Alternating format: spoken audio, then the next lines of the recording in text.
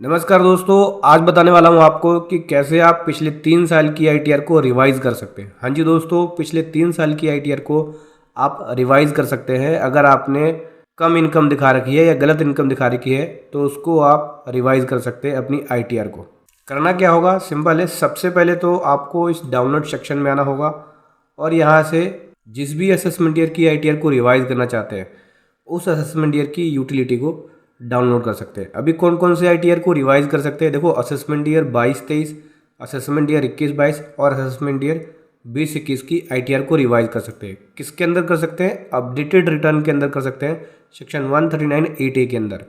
तो आज ये बताने वाला हूँ कि कैसे आप अपडेटेड रिटर्न के जरिए अपनी पिछले 3 साल की आईटीआर को रिवाइज कर सकते हैं। तो आज की वीडियो में असेसमेंट ईयर 21-22 का बताएंगे। असेसमेंट ईयर 21-22 ले लिया और यहाँ से मैं आईटीआर 1 की यूटिलिटी को कर लूँगा। देख सकते हैं ये यूटिलिटी है जिसके अंदर सेक्शन 139(8)A है, अपडेटेड रिटर्न का ऑप्शन। तो इस यूटिलिटी को कर लेंगे डाउनलोड। मैंने ऑलरेडी डाउनलोड कर लिया है, इसको कर लेता हूँ ओपन। ठीक है दोस्तों, देखो ये है ITR 1 assessment year 21-22। Assessment year 21-22 की आईटीआर 1 को रिवाइज करने वाला हूँ मैं। उसके बाद क्या करना होगा, सिंपल है, इनकम टैक्स की साइट पे आएंगे और यहाँ कर लेंगे लॉगिन। अपना यूज़र आईडी एंड पासवर्ड जो भी है आपका, इसको डाल के यहाँ पे लॉगिन कर लेंगे। चलिए लॉगिन कर लेते हैं। जैसे ही लॉगिन कर लेंगे दोस्तों, आपको क्या करना है, फाइल पे आना है, इनकम टैक्स रिटर्न पे आना है और उसके बाद डाउनलोड प्री फाइल डाटा पे आना है। उसके बाद यहाँ से असेसमेंट ईयर सेलेक्ट करेंगे 21-22 और डाउनलोड पे क्लिक करेंगे। यहाँ से हम 21-22 के असेसमेंट ईयर की प्री फाइल डाटा को डाउनलोड कर लेंगे, ठीक है, इसके ज्योशन फाइल को।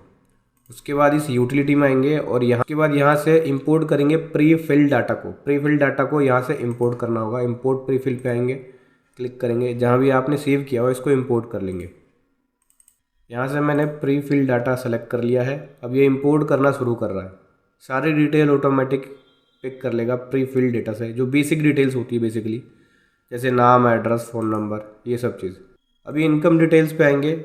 उसके बाद इस आईटीआर को प्रिपेयर करना शुरू करते हैं। चलिए रिवाइज आईटीआर को प्रिपेयर करना शुरू करते हैं। उससे पहले बताना चाहूँगा, जो भी भाई बंधु मेरे चैनल पे पहली बार है, इस वीडियो को पहली बार देख रहे, जिन्होंने अभी तक सब्सक्राइब नहीं किया, सब्सक्राइब कर लीजिए, साथ ही साथ बेल आइकन पे भी क्लिक कर लीजिए ताकि इस तरह का कंटेंट आपको मिलता रहे।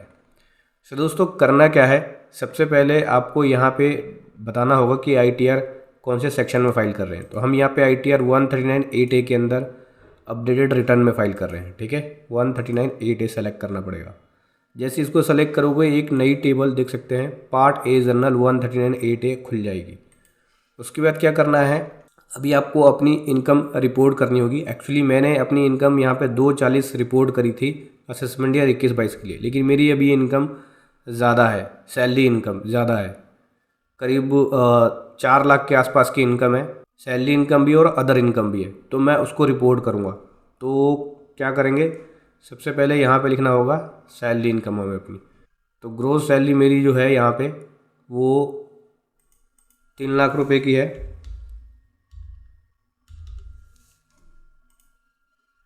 उसके बाद लगभग 1.5 लाख रुपए का अदर इनकम है मेरा। तो इनकम फ्रॉम अदर सोर्स में आएंगे, एनी अदर इनकम ले लिया।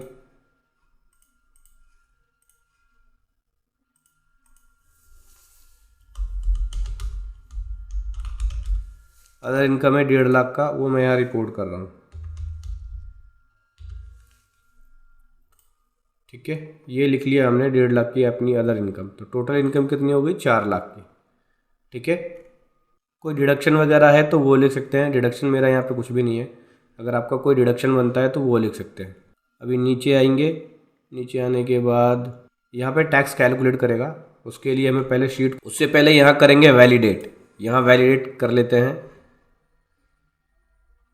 यह पूछता है कि आप न्यू टैक्स रिजीम को ले रहे हो।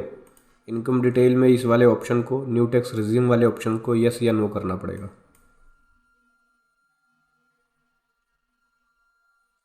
ये देखो, नहीं, न्यू टैक्स रिजीम को नहीं ले रहे।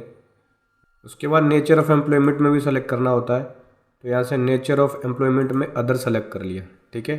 अभी वैलिडेट शीट पे आएंगे, फिर से वैलिडेट करेंगे। ये शीट ओके है, ठीक है। देखो ये हमारी टोटल टैक्सेबल इनकम बन गई, salary income plus other income मिला के 4 लाख। दोस्तों अपडेटेड रिटर्न में एडिशनल पेनल्टी लगती है, लेकिन अगर आप 5 लाख तक इनकम दिखाते हैं तो कोई भी अलग से एडिशनल पेनल्टी नहीं लगती, क्योंकि पहले भी यही हो रहा था, हमें 5 लाख तक की इनकम पे रीबेट मिल जाता था। इसमें भी आपको रीबेट मिल जाएगा, लेकिन 1000 रुपये की लेट फीस लग जाती है, वो आपको जमा करना पड़ेगा। हालांकि देखा जाए तो रिवाइज रिटर्न पे लेट फीस नहीं लगनी चाहिए, लेकिन अभी हो क्या रहा है, इनकम टैक्स की साइट पे रिवाइज रिटर्न पे लेट फीस लग रही है। अपडेटेड रिटर्न के थ्रू भरते हैं तो वो मैं आपको आगे दिखाऊंगा। इसके बाद अगला आता है पार्ट ए जर्नल। यहाँ पे आपको डिटेल देनी होती है। सबसे पहले यहाँ पे पूछता है कि क्या आपने इसी असेसमेंट ईयर की क्या आपने प्रीवियसली रिटर्न फाइल करी है। यस, हमने करी है, यस कर दिया। फिर बोलता है कि कौन से सेक्शन में करी है, 139 सब सेक्शन 1 के अंदर, मतलब बिफोर द ड्यू डेट। उसके बाद बोलता है ITR टाइप, कौन सी ITR फाइल करी थी, ITR 1 करी थी। उसके बाद बोलता है कि आप अपडेटेड रिटर्न के कंडीशंस को फुलफ़िल करते हैं, एलिजिबल हैं, यस, यस पे क्लिक कर दिया। उसके बाद बोलता है कि अपडेटेड रिटर्न का फाइल करने का रीज़न क्या है, इनकम नॉट रिपोर्टेड करेक्टली। ये ले लिया, हमने इनकम जो है करेक्टली रिपोर्ट नहीं करी थी, प्रॉपर रिपोर्टिंग नहीं करी थी। उसके बाद बोलता है कि अपडेटेड रिटर्न का टाइम पीरियड कौन सा है, कितने महीने के अंदर फाइल कर रहा है, क्योंकि 24 महीने के अंदर फाइल करना होता है। तो ये मैं जो फाइल कर रहा हूँ, अगर मैं असेसमेंट ईयर 21-22 की बात करूँ तो 12 महीने के अंदर कर रहे हैं, क्योंकि 22-23 तक 12 महीना आ जाएगा। और अगर आप इसे 1 अप्रैल 23 के बाद फाइल करेंगे तो 24 महीने के अंदर फाइल होगा असेसमेंट ईयर 21-22 का, तो अप टू 12 मंथ के अंदर। अभी देखो क्या है, जो आपने पुरानी ITR फाइल करी थी उसका एक्नॉलेजमेंट नंबर और उसकी डेट यहाँ पे लिखनी होगी। वो कहाँ से मिलेगी हमें, इनकम टैक्स के साइट से मिलेगी। देखो ये इनकम टैक्स की साइट पे आ गया, यहाँ से फाइल पे आएंगे और इनकम टैक्स रिटर्न पे आएंगे और व्यू फाइल रिटर्न पे आएंगे। यहाँ से जो हमने असेसमेंट ईयर 21-22 की रिटर्न फाइल करी है उसका एक्नॉलेजमेंट नंबर देखो ये रहा, इसको हमें वहाँ पे लिखना होगा। कॉपी पेस्ट मत करना, टाइप करना आप। चलिए लिख लेते हैं।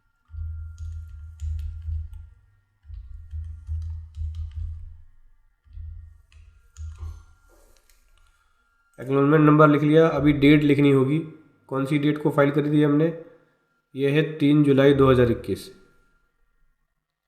तो जो डेट लिखनी होगी वो यहाँ पे हम लिखेंगे DDMMYY के फॉर्मेट में, यानी 03/07/2022।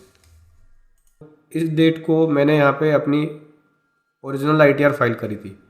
अभी इसको वैलिडेट करूँगा, देख सकते हैं 139 शीट ओके है। TDS वाले शीट में आएंगे, अगर कोई आपका TDS वगैरह कटा है, ठीक है, 26A से देख सकते हैं उसको, तो उसकी डिटेल यहाँ दे सकते हैं। कोई TCS है तो उसकी डिटेल दे सकते हैं, यहाँ पे TCS की डिटेल आती है। फिर आता है tax paid verification. Tax paid verification में बैंक अकाउंट का नंबर और यहाँ पे देना होता है नाम और यहाँ पे देना होता है प्लेस। तो यहाँ प्लेस लिख लेता हूँ मैं। उसके बाद यहाँ से मैं इसको एक बार फिर से वैलिडेट कर लेते हैं। ये शीट ओके है।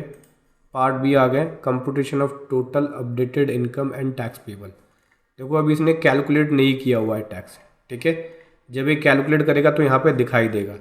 तो चलिए एक बार मैं इनकम डिटेल्स पे आके टैक्स को कैलकुलेट कर लेता हूँ। यहाँ पे दिखाता हूँ मैं आपको, देखो कैलकुलेट टैक्स।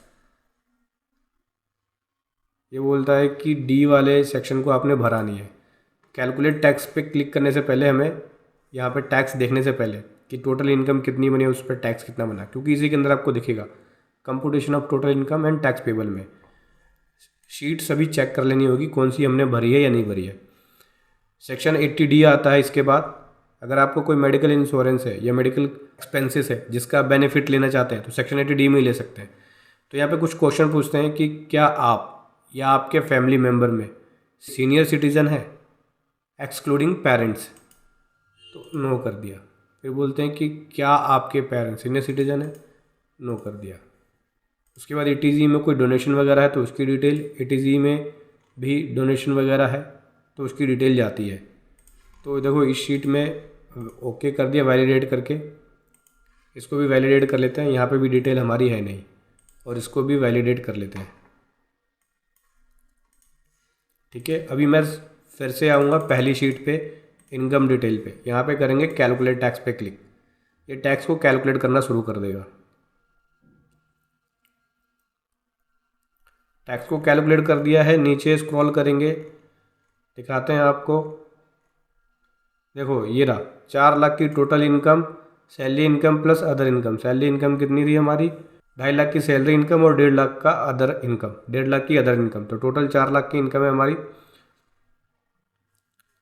यहाँ पे देख सकते हैं 7,500 टैक्स पेबल आया, जिसका रीबेट मिल गया पूरा का पूरा 7,500 का। यहाँ पे 1,000 रुपये की लेट फीस कैलकुलेट कर ली है इन्होंने। मैंने बताया था कि एडिशनल पेनल्टी के बिना ही आप इसको फाइल कर सकते हैं, बस 1,000 रुपये की लेट फीस लगेगी, ना टैक्स ना पेनल्टी, बस लेट फीस लगा के आप रिवाइज ITR फाइल कर सकते हैं। अभी इसके साथ ही आपको पार्ट बी पे आना है। देखो यहाँ पे 4 लाख की इनकम, जिसके ऊपर यहाँ पे अमाउंट पेबल में 1,000 रुपये आ गया, 1,000 रुपये की लेट फीस बन गई है, और देख सकते हैं ये 1,000 रुपये की लेट फीस। इसके अलावा अगर मैं टैक्स की बात करूँ तो टैक्स कुछ भी नहीं बना है, और जो एडिशनल पेनल्टी लगती है, देखो यहाँ पे लगती है 50% और 25% वाली, वो पेनल्टी भी नहीं लगी है। बस 1,000 रुपये की लेट फीस को आपको पे करके इस ITR को रिवाइज कर सकते हैं। तो अभी करना क्या होगा, इस वाले अमाउंट को पे करना होगा। मैंने ऑलरेडी चालान जमा किया हुआ है, तो चलिए चालान जैसे ही जमा हो जाएगा आपका, करना क्या होगा आपको, देखो यहाँ पे है 140B, यहाँ पे चालान की डिटेल को देनी पड़ेगी आपको, जैसे कि BRS code, date of deposit, serial number और कितना अमाउंट पे किया। ठीक है, चलिए लिख लेते हैं इसको।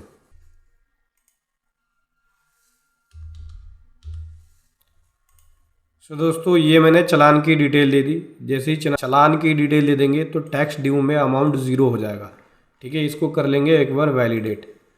ये शीट ओके हो गई, देख सकते हैं ये अमाउंट ड्यू 0 हो गया। अभी करना क्या है, सिंपल है, इनकम डिटेल पे आएंगे और यहाँ से हम ज्यूशन फाइल को करने वाले हैं जनरेट। तो जनरेट ज्यूशन पे क्लिक करेंगे, ओके वाले बटन पे क्लिक करेंगे। उससे पहले हमें क्या करना होगा, कैलकुलेट टैक्स पे क्लिक करना होगा। अभी जनरेट ज्यूशन पे क्लिक करेंगे। ज्यूशन फाइल जनरेट होने से पहले बोल रहा है कि ये TDS की स्टेटमेंट को चेक कर लेना आप।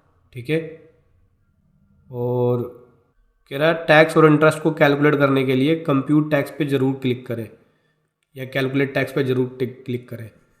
तो कर दिया है हमने, ये ओके पे क्लिक कर देते हैं। अभी कह रहा है ज्यूशन को सेव करो, सेव ज्यूशन वाली शीट पे जाके ओके कर दिया। देखो ये है सेव ज्यूशन, यहाँ से आप अपने ज्यूशन फाइल को सेव कर सकते हैं। यहाँ पे बेसिक डिटेल आपकी आएगी, तो सेव ज्यूशन पे क्लिक करेंगे, ये ज्यूशन फाइल को जनरेट कर देगा। चलिए इसको सेव कर लेते हैं। सो दोस्तों उसके बाद क्या करना होगा, सिंपली आपको ई फाइल पे आना है, इनकम टैक्स रिटर्न पे आना है, फाइल इनकम टैक्स रिटर्न पे आना है। उसके बाद यहाँ से आपको सेलेक्ट करना है असेसमेंट ईयर 21-22, देन ITR सेलेक्ट करना है अपडेटेड रिटर्न, और उसके बाद बोलता है कि ऑडिट के लिए आप लाइबल है नहीं, नो पे क्लिक कर देंगे। ITR कौन सी है, ITR 1 है, कंटिन्यू पे क्लिक कर देंगे। यहाँ पे आपको जो आपने ज्यूशन फाइल बनाई है वो अटैच करना होगा, देन प्रोसीड टू वेरिफिकेशन पे जाना होगा। वेरिफिकेशन आप DSC या OTP का यूज़ करके कर सकते हैं, इसको आप साइन करके नहीं भेज सकते, क्योंकि अपडेटेड रिटर्न केवल DSC या OTP के ज़रिए वेरीफाई हो सकता है। तो समझ गए दोस्तों, ऐसे आप अपनी इनकम टैक्स रिटर्न को रिवाइज कर सकते हैं अपडेटेड रिटर्न के थ्रू अंडर सेक्शन 139(8)A के अंदर। वीडियो कैसी लगी ज़रूर बताएं। Thank you so much. जय हिंद, वंदे मातरम।